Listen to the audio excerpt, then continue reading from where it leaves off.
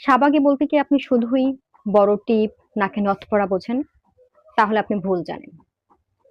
কাদের এবং কেন শাহবাগী বলা হয়, আজকে আমরা সেটাই জানবো। শাহবাগী কথাটার মানে কি?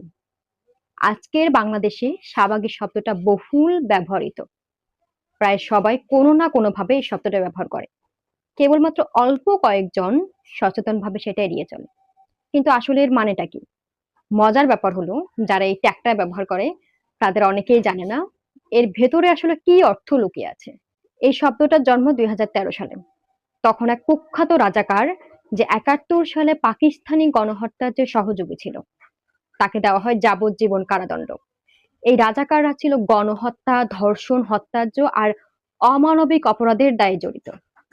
সচেতন মানুষজন মনে করলেন জীবনের শেষ প্রান্তে থাকা রাজাকারদের জন্য যাবজ্জীবন কোনো ন্যায় বিচার না, এটা আসলে অন্যায় প্রশ্রয়। কারণ রাজাকাররা তখন প্রায় জীবনের শেষ প্রান্তে, ফলে তারা আসল জবাবদিহি থেকে বেঁচে যাবে। এই অন্যায়ের প্রতিবাদে মানুষ, বিশেষ করে তরুণেরা, রাস্তায় নেমে আসে। এই আন্দোলনটা পরে রূপ নেয় শাহবাগ আন্দোলনে। দাবি ওঠে প্রকৃত শাস্তির, আর জনচাপ এতটাই প্রবল হয়েছিল যে রায় পাল্টে মৃত্যুদণ্ড ঘোষণা করা হয়। কিন্তু এর পরপরই শুরু হয় এক প্রতিক্রিয়া। অবশিষ্ট রাজাকাররা আর তাদের সমর্থকরা, যাদের অনেকে ৭১-এর পর জন্ম নিয়েছে, যাদের বলা হয় নব্য রাজাকার, তারা পাল্টা প্রচারণা শুরু করে। গত এক দশকে আমরা দেখেছি শাহবাগের ন্যায় বিচারের দাবিতে দাঁড়ানো মানুষদের ভাবমূর্তি ধ্বংসের একটা পরিকল্পিত চেষ্টা হয়েছে। আন্দোলনে যারা যুক্ত হয়েছিল তারা মূলত মুক্তিযুদ্ধের চেতনার প্রতি আন্তরিক, উদার চিন্তার মানুষ ছিল, সফলভাবে জনমত বিকৃত করে যারা রাজাকার আর তাদের মতাদর্শী উত্তরসূরি। তারা শাহবাগী বলে গালি দিতে শুরু করে। আজ অনেক সাধারণ মানুষ আসল শাহবাগকে ভুলে গিয়েছে। তাদের ভুল ইতিহাস শেখানো হয়েছে।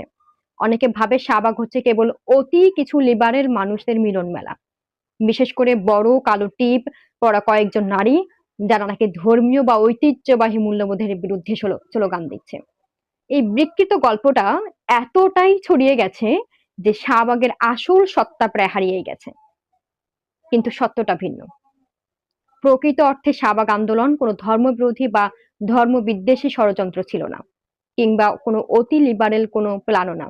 এটা ছিল দেশপ্রেমের একটা গণজাগরণ, যেখানে দাবি ছিল যুদ্ধ অপরাধীদের বিচার নিশ্চিত করার। এটা ছিল মুক্তিযুদ্ধের মর্যাদা রক্ষা করার, আর ৭১-এর অসমাপ্ত কাজ শেষ করার এক নতুন শপথ। শাহবাগকে যদি শুধু সাংস্কৃতিক বা মতাদর্শিক সংঘাত হিসেবে মনে করা হয়, তাহলে তার আসল চেতনাকে অসম্মান করা হবে।